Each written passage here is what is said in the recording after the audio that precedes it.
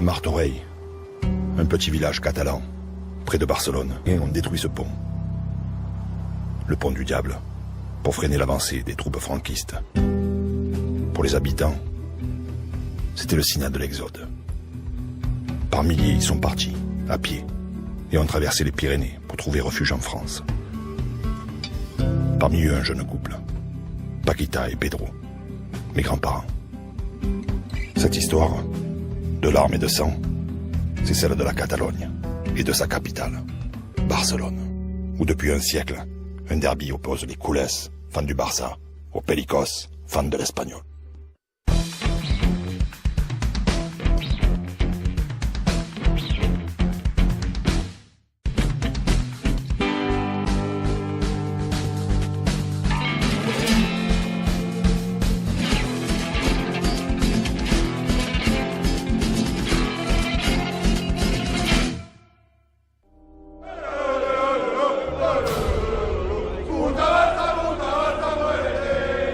Lo que sí que se siente es que la gente te para por la calle, te dice hay que ganar como sea, es el partido, lo que te decía al principio, ¿no? Es el partido del año, es el partido que la afición, si le das un partido para poder ganar, es el derbi.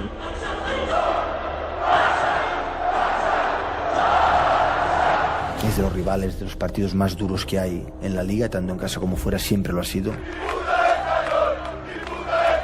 Derbi, el partido más importante del año, es un partido muy sentido.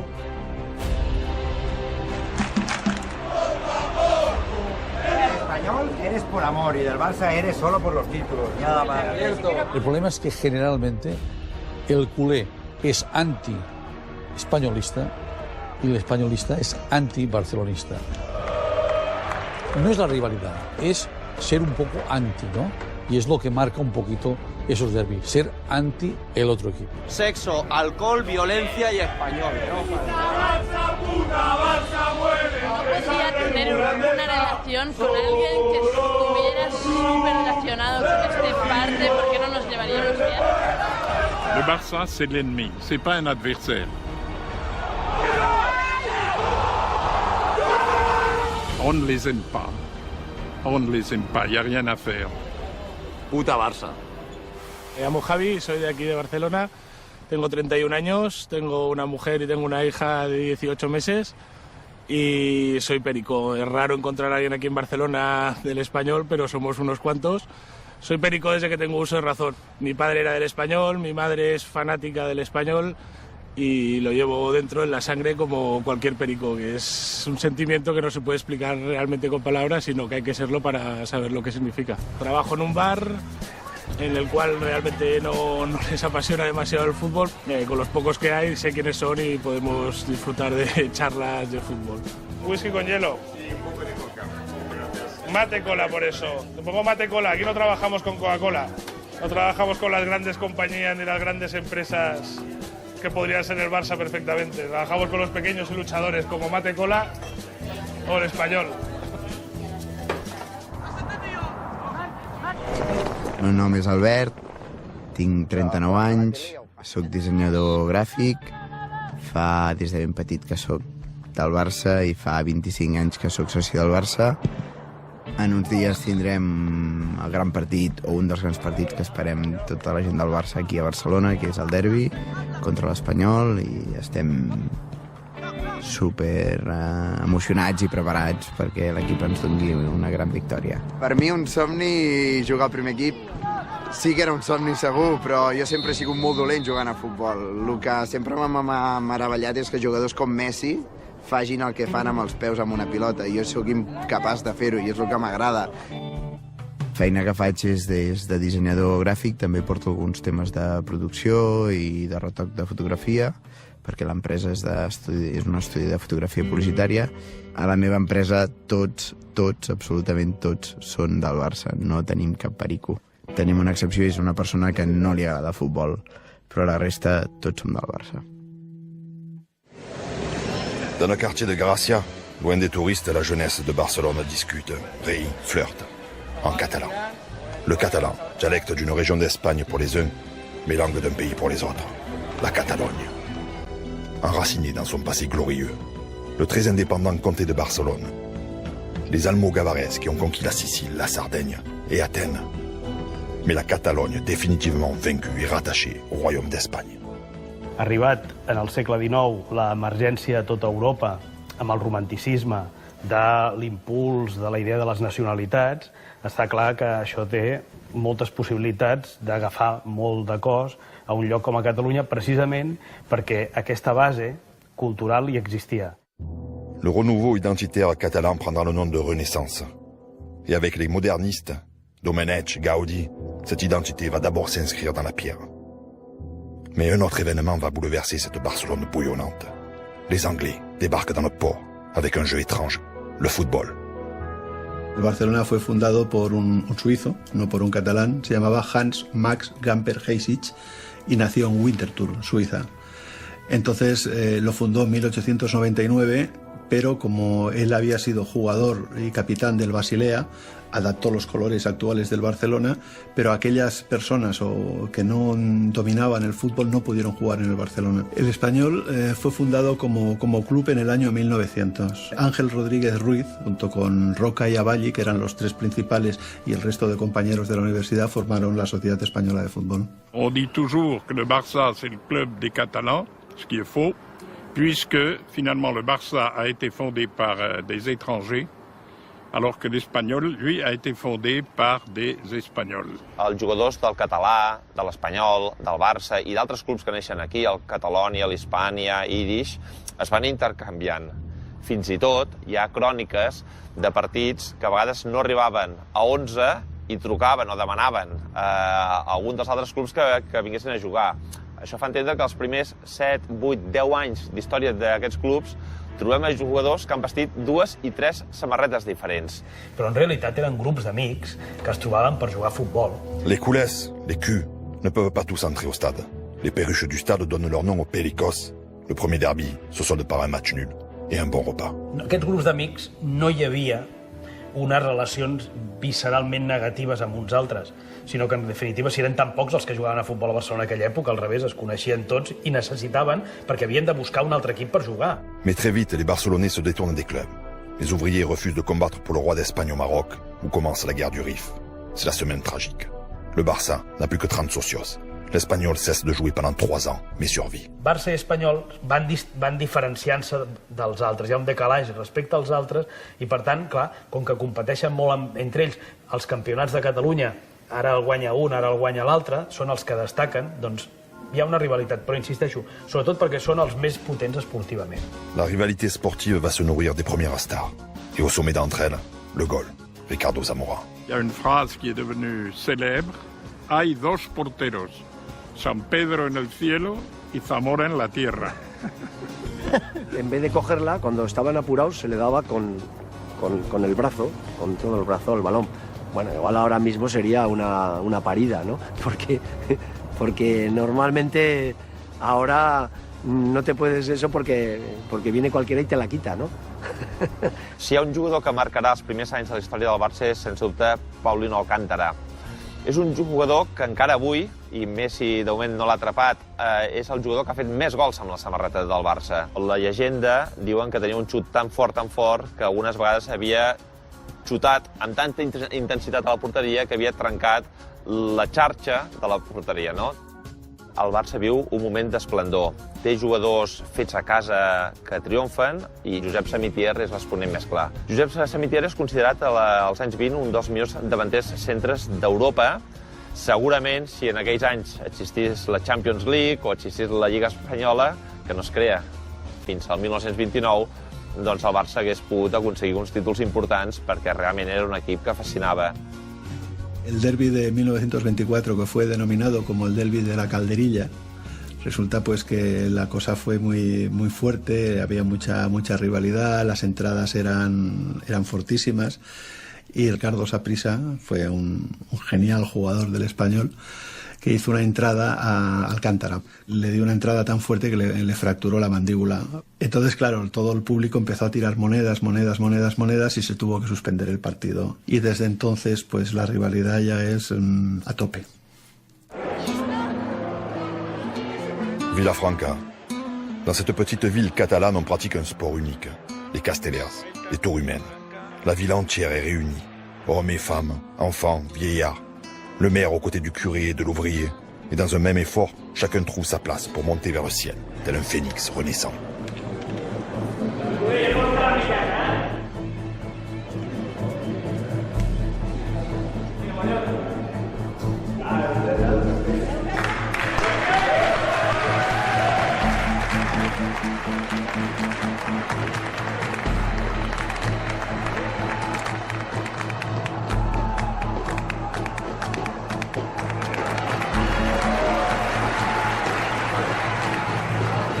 Ce symbole d'unité et de renaissance, c'est aussi celui des mouvements politiques du début du XXe siècle, quand la Catalogne obtient pour la première fois depuis des siècles une institution propre, la Mancomunitat.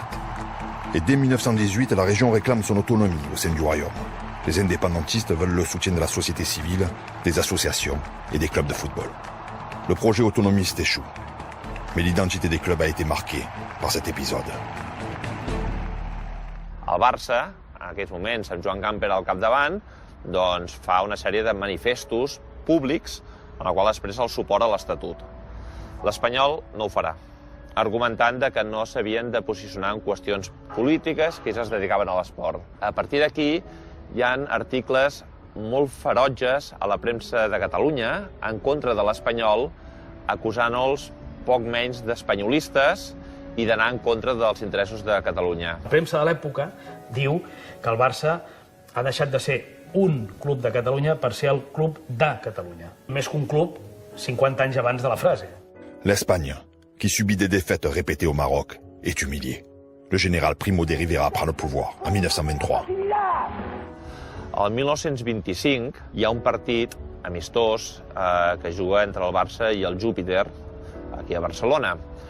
Aleshores, abans de començar el partit, hi ha una banda de música que havia vingut d'un vaixell anglès que estava atracat al port de Barcelona, que toca la marxa reial espanyola. De forma espontània, la majoria d'aficionats que estaven al camp comencen a xiular l'himne d'Espanya. La pregunta del millón es, si silbó, ¿por qué tocaba mal la banda? Semántico, este es un tema semántico, o silbó porque tocaban el himno español. Las autoridades de aquella época sancionaron al Barcelona, estuvieron 6 meses sin poder jugar en las Corts y expulsaron de España a Hans Max Gamper. Si durant 6 mesos el Barça no pot actuar, no pot competir, no pot fer partits de futbol oficials, aleshores, això va ser el juny, al setembre havia de començar el Campionat de Catalunya i aleshores els clubs acorden que el campionat comenci més tard, comenci al desembre, perquè el Barça pugui competir, pugui jugar al Campionat de Catalunya. I ho acorden tots els clubs, excepte l'Espanyol. Entre la campanya de l'Estatut d'Autonomia el 19 i el 25, fixa que són pocs anys de diferència, s'està accelerant un procés d'identificació política i d'aquesta rivalitat. Naturalment, no vol dir que tots els seguidors seguissin absolutament els paràmetres, diguem, d'aquesta rivalitat en clau política, però sí que ja començaven a haver bastants elements que anaven cap aquí. Hans Gamper volvió a Barcelona, pero le siguieron prohibiendo tener ningún tipo de relación con el Barcelona. En el año 29 ocurrió la Gran Depresión, perdió todos sus bienes y acabó suicidándose. Que no es que nos quieran hacer nosotros culpables al Español de que se suicidara, pero tal vez si el Español hubiera hecho un mínimo de fuerza delante de las autoridades, igual no lo hubieran expulsado de España. Estamos en Barcelona, en la Rambla, y esto es el lugar más céntrico de todo Barcelona, incluso de todo Cataluña. Mira, aquí venden tickets para ir al CCCB, que es un museo, al Museo Picasso, al MACBA, a la Pedrera, y entre todos ellos venden para ir a visitar el campo del Museo del Barça. Y es lo que venimos a decir, que se ha convertido el Barcelona en algo turístico completamente, aparte de otras cosas que pueda tener. Mira, mira, todo absolutamente, todo el Barcelona, incluso puedes encontrar hasta cosas del Madrid allá, pero no encontramos entre todas ninguna bufanda, ningún gorro, ni nada del Español. Esto de aquí es la definición gráfica de lo que significa un perro culé. Esta es la peña de Cornellá, la peña del Español de Cornellá, que está más cerca del campo. Y aquí venimos, hay muchos más bares por aquí cerca, pero aquí viene donde se concentra la mayor parte de gente del Español antes del partido. Podéis ver que está todo del Español, incluso hay alguna camiseta o falta de otro equipo. Estamos aquí en la peña de Cornellá y el problema es, estamos jugando un derbi y estamos buscando a alguien para que juegue con los jugadores del Barça y nadie quiere jugar. Es que tocar estos jugadores es como, no sé, que tocarlos un poco así. Vale, ahí va el gol, y el campo del Barça del derbi.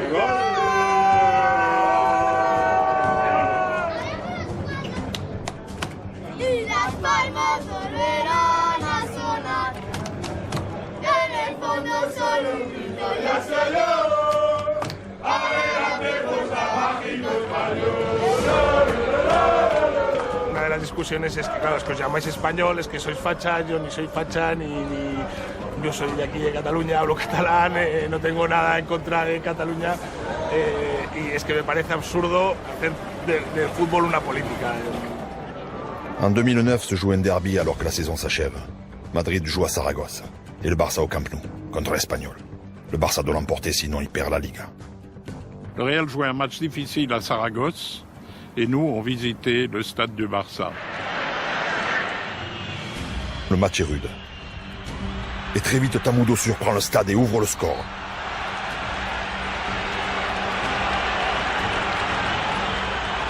Le Real Madrid souffre.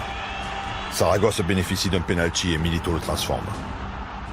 Mais bientôt Messi égalise au Camp Nou, de façon controversée.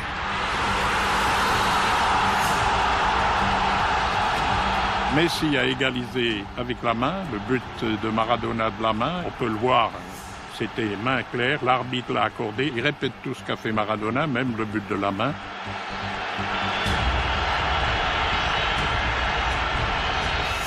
Le Real respire quand Van Nistelrooy égalise d'une tête piquée. À ce moment-là du match, le Real est champion. Messi a remarqué un deuxième but, le Barça était champion. Dans les tribunes du Barça, on sablait le champagne. Tout le monde était, ouais, de nouveau champion, patati patata. Et la soirée est loin d'être finie. Milito, encore lui, crucifie le Real Madrid. 2-1 pour Saragosse. Le Barça a une main sur le trophée.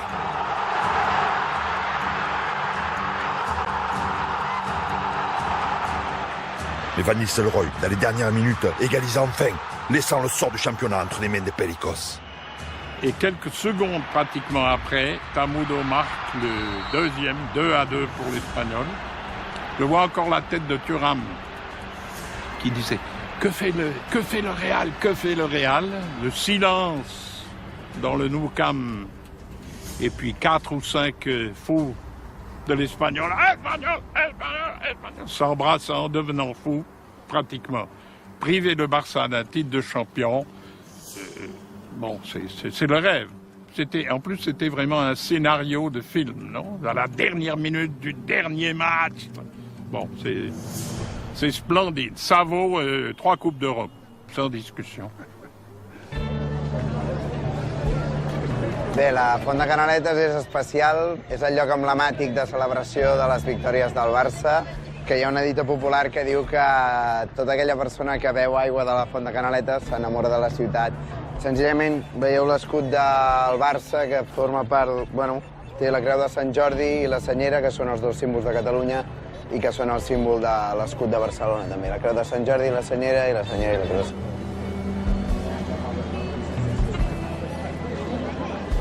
Doncs els pericos diuen que estan més obviats pels mitjans de comunicació perquè no els hi fan tant cas, però és senzillament perquè a la gent li interessa menys. Haurien de saber acceptar que són menys, no? Costa, jo ho entenc, i també si guanyessin més títols potser els hi farien més cas, no? Però bueno, el derbi amb els pericos cada cop és més descafeinat. Però pels aficionats que som del Barça realment, lo important també sempre és guanyar l'Espanyol. És un dia especial també, no et negaré que no. Per nosaltres Barcelona ha de ser blaugrana, és un territori que ha de ser blaugrana i ja està. El Barça és una de les grans passions de la meva vida. I això reflexa que fa uns quants anys que porto la penya al Wabber juntament amb altra gent. Els dies de partit ens reunim en un bar molt a prop del Camp Nou i allà és on ens reunim tots abans d'entrar cap a dins del camp, fem unes cervesetes, parlem del partit, fem alguns càntics i ens preparem una mica per després entrar cap a dins del camp i poder animar tots junts el Barça. Guait perquè no el facin fora.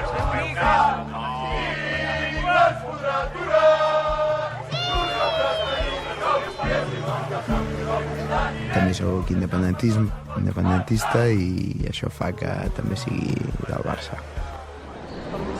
Malgré sa victoire au Maroc, le général Primo de Rivera est destitué. Des élections municipales sont organisées en 1931 et les républicains l'emportent dans presque toutes les grandes villes. Le roi Alfonso XIII abdique. À Barcelone, le peuple catalan se prend à rêver. La République est proclamée et la Catalogne obtient des libertés inédites. Mais la victoire du Front populaire en 1936 heurte les conservateurs espagnols, catholiques, royalistes, nationalistes. L'évolution du pays va à contresens de toutes leurs valeurs. Le pays est précipité dans une guerre civile terrible qui durera 3 longues années. Franco débarque du Maroc et reçoit l'appui de l'Allemagne nazie et de l'Italie fasciste. Les démocraties occidentales restent neutres. Les franquistes avancent. Barcelone tombe en 1938, bientôt suivi par le reste de la Catalogne, dernier bastion républicain. Le président de la région, Luis Companys, est fusillé en 1940. Il meurt au cri de Per Catalunya. Le Barça, lui aussi, va être touché. En tot, la Guerra Civil, per la història del Futbol Club Barcelona, està marcada per la mort del president, en Josep Sunyol, que mor assassinat a l'agost del 36 a Guadarrama per demòcrata, per catalanista i perquè és el president d'un Barça que mai havia amagat la seva vinculació sentimental, política, amb Catalunya. Abans de la Guerra Civil, l'esport s'organitzava de manera autònoma, des de la societat civil. L'Estat no intervenia en res. Això no és ni bo ni dolent, era així. En canvi, amb el franquisme, que en aquest sentit sí que seguia el model tant del nazi com el de la Itàlia feixista, era, de fet, el partit únic, Falange Espanyola, la que s'ocupava de l'esport. Això implicava una total politització. Hi ha un intent per part de les autoritats franquistes de promocionar l'espanyol. Après la guerre civile, c'est vrai que l'Espagnol a été identifié comme le club des franquistes. Ça nous a fait beaucoup de tort au club parce que c'était vrai que les gens qui venaient du reste de l'Espagne pour occuper des fonctions officielles ici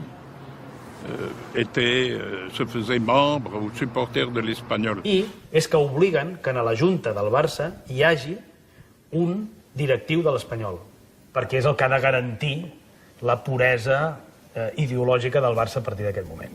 Curiosament, i al contrari del que havia passat amb la República, davant aquests moments d'hostilitats en contra del club, la gent es torna a aficionar al Barça i cada vegada hi ha més persones que es donen d'alta com a soci del Barça. Per què? Perquè veuen que davant de la manca de llibertats que tindrem durant molts i molts anys, ser del Barça, anar al camp del Barça, era aquest oasis per expressar lliurement que encara estaves viu. Le sport reprend ses droits. L'Espagnol est relégué en seconde division. Et le Barça recrute un joueur hongrois, Kubala. Kubala canvia la manera d'entendre el futbol, introdueix alguns elements nous que no s'havien vist fins aleshores. El dribbling no era una pràctica habitual als camps de futbol. Els jugadors agafaven la pilota i la passaven i la xutaven endavant. Però trobar-se davant d'un rival i driblar-lo, això és una qüestió que és de l'escola hongaresa. Kubala, piel de gallina. Innovó. Kubala descubrió una manera de jugar, una belleza. Los jugadores inteligentes van con la cabeza alta, nunca así. A mí me han dicho jugadores que han estado con él que cuando acababa el entrenamiento se quedaban allí para ver cómo Kubala chutaba con efecto. Kubala, a més, acompanyat d'una sèrie de jugadors fantàstics, César, Kubala, Moreno, Manchón, Besora, Vila, Sagarra, crea un equip formidable, un equip que guanya tot. Parla de l'equip de les 5 copes perquè guanyen de forma consecutiva 3 copes del Generalísimo i 2 lligues. Kubala a fait petit le terrain de Las Corts, où avait joué le Barcelone. Ils ont dû construire le Camp Nou parce que tout le monde voulait voir jouer le Barça de Kubala. Les immigrés qui affluent des régions pauvres d'Espagne choisissent eux aussi le Barça, pour voir Kubala, mais aussi parce que le Barça est un lieu d'intégration dans la société catalane. Les sociaux se cotisent pour financer le stade, mais les travaux prennent du retard et le budget s'envole, le club s'endette. Pendant 20 ans, il ne pourra pas recruter de stars, laissant le champ libre à Madrid. Le stade est pourtant inauguré enfin en 1957 pour la plus grande joie du peuple culé. El Barça creix molt en volum de socis. Això d'alguna manera incapacita aquella estratègia de convertir l'Espanyol en el primer club de Barcelona. El Camp Nou no té nom. Un any abans de la inauguració de l'estadi, de l'actual estadi, tothom té clar que portarà el nom d'estadi Joan Gamper, en honor al fundador. Però arriba una ordre de Madrid que es prohibeix que porti el nom d'una persona catalanista, revolucionària, estrangera, protestant. Dans les rues de Barcelone, la langue catalane a disparu. Interdite, elle se réfugie dans le secret des foyers et au Camp Nou. Les institutions catalanes sont supprimées et le régime surveille le Barça. Al 53, el Barça arriba a un acord per fitxar Alfredo Di Stéfano. Alfredo Di Stéfano arriba a Barcelona, tot està a punt per veure el millor equip de la història, Kubala i Di Stéfano junts. Això jo crec que va espantar i molt els consells de ministres de Franco, perquè fins i tot es va arribar a parlar de l'assumpte del futbol. I què van fer? No. Alfredo Di Stéfano no pot jugar amb el Barça perquè l'hegemonia del Barça pot ser imparable i no pot ser que l'equip de la capital d'Espanya no tingui més força que un equip de la perifèria del Mediterrani. Finalment, el Consell de Ministres de Franco decideix una cosa insòlita, que Alfredo Di Stéfano jugui un any al Barça, un any al Madrid, un any al Barça, un any al Madrid. La FIFA dictaminó que si le parecía bien al Barcelona y al Real Madrid, Di Stéfano jugara alternativamente un año cada uno. Evidentment, el Futbol Club Barcelona, els seus directius, no admeten aquesta proposta. Fins i tot el president del Barça d'aleshores és amenaçat. ¿Qué ocurrió? Que el presidente del Barcelona dijo que ese jugador no le servía y que el Barcelona estaba por encima de poder compartir un jugador con nadie menos con el Real Madrid. Amb el fitxatge d'Alfredo Di Stéfano finalment pel Real Madrid, la rivalitat entre Barça i Madrid creix d'una manera extraordinària. És el Barça de Kubala contra el Madrid de Di Stéfano. A més, l'any 55 es crea la Copa d'Europa, en la qual el Madrid hi participa i la guanyarà no un any, sinó 5. I l'hegemonia del Madrid de Di Stéfano, amb alguns intervals, perquè el Barça també guanya 2 lligues en l'època de Lenio Herrera, però el Madrid es converteix en el dominador del futbol europeu. Un homme va tout changer. En 1973, Johan Cruyff arrive au Barça. Alors que l'Espagnol décline et que la rivalité avec le Real de Madrid remplace le derby dans le cœur des culés, Cruyff va mettre fin à plus de 15 ans de domination madrilène.